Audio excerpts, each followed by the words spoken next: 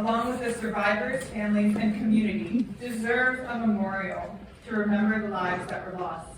A memorial must be built, but it must be done with utmost respect and must honor life in every way. I'm a wildlife biologist. My full-time job is bird conservation, and on the side, I own a nonprofit centered on using citizen science databases to index bird populations in Osceola County.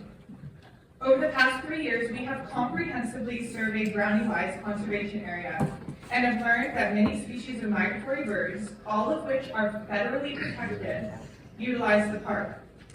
Among these birds are almost 20 species that have been experiencing steep nationwide population losses over 50%, and thus are identified as tipping point species. There will be supporting documents with more information. The migratory species relying on Brownie-wise Park are garnering national media attention as their numbers decline at an alarming rate. Essential to their survival is access to wild areas surrounded by or near to water, where they can stop during migration to rest and feed. Brownie-wise is hence perfect and provides sanctuary to countless vulnerable birds every year. One of the biggest threats to migratory birds which fly at night is light pollution. Lights Out Florida and Audubon's National Lights Out for Birds programs, among many others, identify upwards facing lights as an extreme risk for birds. One study showed that a single tall building with upwards facing lights can cause up to 400 bird deaths in a single year. Birds will often circle bright lights on their path, getting trapped until they collide or collapse from exhaustion. The proposed monument at Brownie-wise is absolutely incompatible with the birds who rely on the park.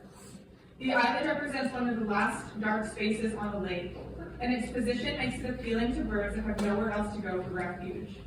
Our surveys have found 225 species of birds using the park, of which 120 species are nocturnal migrants that rely on natural light, unobstructed, and dark spaces to help navigate. Expert opinions show that the height of the monument and the presence of lights shining into the sky as part of the display will undoubtedly cause bird deaths. In the face of growing national attention for this issue, I encourage you to consider the plan that the current plan would cause.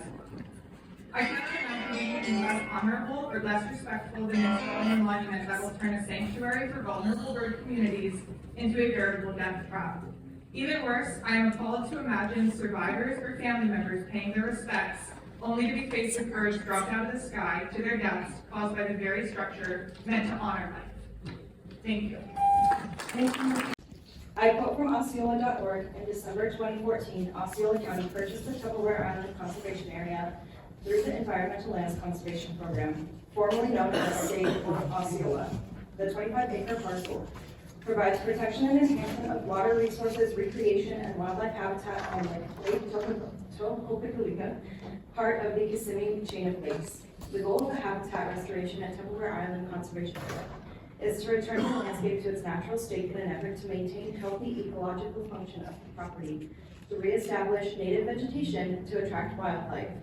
Tupperware Island provides a conservation area for native wildlife and a source of passive recreation to the public, end quote. I fully support a Pulse Memorial, and it comforts my heart to be in a county that values and prioritizes remembering and honoring our own residents who died so tragically in a meaningful and significant way. But a memorial that causes death at such scale to wildlife is a memorial disembodied from life. It does not help or honor those who have died to remember them in ways that harm the world they lived in and loved. I'm asking you urgently not to limit your imagination. Can you join me in asking and imagining how can we hold the vision beyond this memorial and grow it in directions which don't undermine our county's commitment to wildlife restoration, reflected in the purchase of Tupperware Island. In imagining a better world where a tragedy like Pulse never has to happen, we can imagine and make reality a memorial that does not undermine the reason Osceola County originally purchased the land. We can remember our neighbors who died and continue to care and support the birds who rely on this park as a place of rest on their journey. Please, we have environmentalists and family members in our community who care about both priorities, who can be included in turning imagination into reality. I affirm against your willingness to imagine and make happen a memorial, and I ask you tonight to allow these community concerns and knowledge to shape a memorial in a way that supports our land and wildlife for present and future generations, as we also remember our community's losses 10 years ago at this. Has a budget been approved for the memorial and the infrastructure costs, the long-term maintenance costs for the care of the area? Has any environmental impact studies been completed on the impacts of the wildlife of the park, the bald eagles, snowcats, and others? And if so, if studies have been done, we'd like to have those made public. If not, we'd like to request that those studies be done before anything is done there.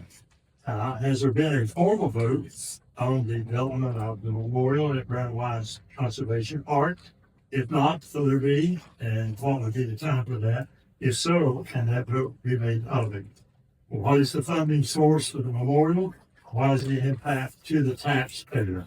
What are the next steps for the memorial and the park? And in conclusion, No Pulse Museum is the largest group of Pulse offenders and survivors fighting for justice and accountability. They endorse their statement here today and also invited news outlets to attend this meeting and record on what was presented and their responses. The survivors and families are asking for accountability. Deadlines have been missed, severe environmental risks have been overlooked in a way that lacks respect and does not honor life the way they explicitly stated that any memorial should.